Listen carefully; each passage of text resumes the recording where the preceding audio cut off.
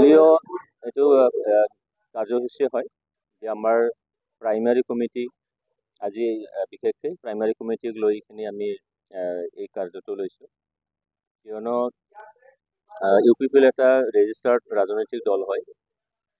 এই ৰাজনৈতিক দল হিচাপে এটা আজিৰ তাৰিখৰ শক্তিশালী আঞ্চলিক দল হিচাপে আমি পৰিগণিত হৈছোঁ। সেইকাৰণে এই আঞ্চলিক দলটো যাতে আমাৰ একেবাৰে প্ৰাইমাৰী আৰু বুথ লেভেললৈকে যিখিনি কৰ্মকৰ্তাসকল আছে তেখেতসকলে যাতে ৰাজনীতিটো ভালকৈ বুজি উঠে আৰু ৰাজনীতিটো আমি কেনেকৈ ধৰি ৰাখিব লাগে, কাৰণ ৰাজনীতিৰ লগত আমাৰ দেশ শাসন কৰাটোৱেই নহয়, কিন্তু সমাজ ব্যৱস্থাটো কেনেকৈ ভাল কৰিব লাগে, আমাৰ শান্তি আৰু উন্নয়নটো কেনেকৈ আমি আনিব লাগে, ৰাইজক কেনেকৈ দেশৰ প্ৰতি অঞ্চলৰ প্ৰতি কেনেকৈ মৰমটো জগাব লাগে, ইয়াৰ কাৰণে নিশ্চয়কৈ আমাৰ একেবাৰে তলৰ কাপৰ আমাৰ কৰ্মকৰ্তাসকলেও সেইখিনি বুজি উঠিব লাগে। যাৰ কাৰণে আজি এটা ইয়াত ট্ৰেইনিং ছেশ্যন আমি লৈছোঁ।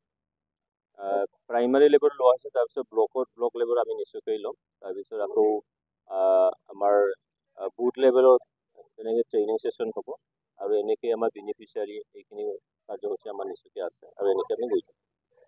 যিহেতু অকলে নিৰ্বাচন চাওক, প্ৰত্যেকটো ৰাজনৈতিক দলৰে এটাই উদ্দেশ্য যে মানে এককভাৱে কোনোবা এটা অঞ্চল, ৰাজ্য, দেশ শাসন কৰা, সেইটো এটা টাৰ্গেটেই থাকে আৰু সেই টাৰ্গেটৰ পৰা বিচলিত হ'ব নোৱাৰে কোনো এটা ৰাজনৈতিক দল।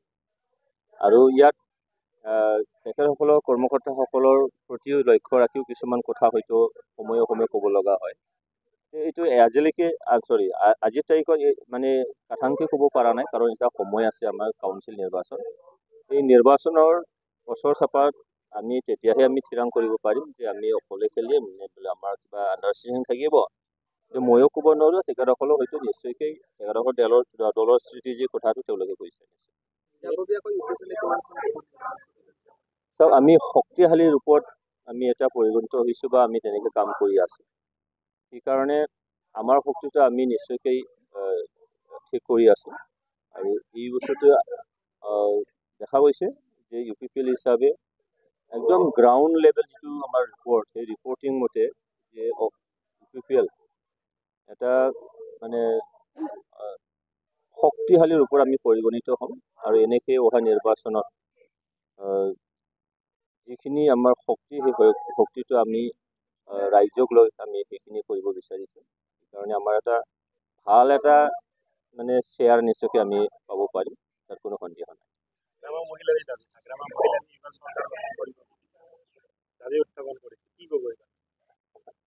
তেনেকুৱা বহুত কাহিনী শুনিছোঁ।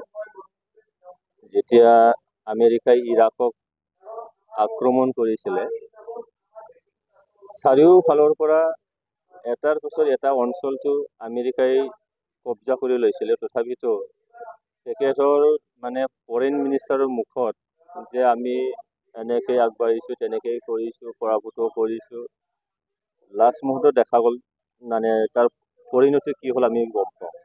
হাগ্ৰামা মহিলাদেৱৰো তেনেকুৱা কথাটো যে ভৰিৰ তলুৱাৰ মাটিখিনি সেইখিনি নোহোৱা হ'বৰ উপক্ৰম হৈছে। কাৰণ BPF-ত বিশেষকৈ 3জন ব্যক্তিয়ে পৰিচালনা কৰিছিলে। আমাৰ চন্দন ব্ৰহ্ম UPPL আহি গ'ল, কাম্পা বৰগীয়াৰী UPPL আহি গ'ল, আজি হাগ্ৰামা অকলশৰীয়া।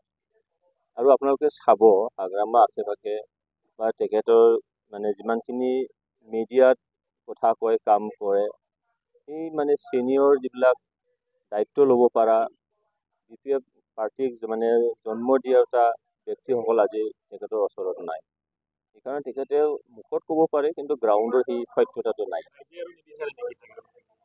আজিৰ তাৰিখত তেনেকেই হৈছে, কাৰণ যোৱা 17টা বছৰৰ যিখিনি কাম কাজ ৰাইজে নিশ্চয়কৈ স্কেন কৰিছে আৰু UPPL দল অহাৰ লগে লগে আমাৰ ইয়াত শান্তিটো আহি গ'ল, প্ৰগতি আহি গ'ল। কোনোবা অঞ্চল এটা যদি মানে প্ৰগতি কৰিব লাগে, উন্নত কৰিব লাগে, তেতিয়া শান্তিটো একদম অনিবাৰ্য। আৰু UPPL অহাৰ লগে লগে আজি শান্তিটো হ'ল। আৰু ইয়াত এটা কথা মই ক'ব বিচাৰিছোঁ, তেতিয়াৰ নেতৃত্বই সদিচ্ছা নাছিলে যে এই অঞ্চলটোত শান্তি স্থাপন কৰিব লাগে বা শান্তিটো আনিব লাগে। কিন্তু আমাৰ আজি প্ৰমোদ বড়ো ডাঙৰীয়া নেতৃত্বত যিমান UPPL নেতাকৰ্মীসকল আছে, সদিচ্ছা আছে যে এই অঞ্চলটো শান্তি আনিব লাগে।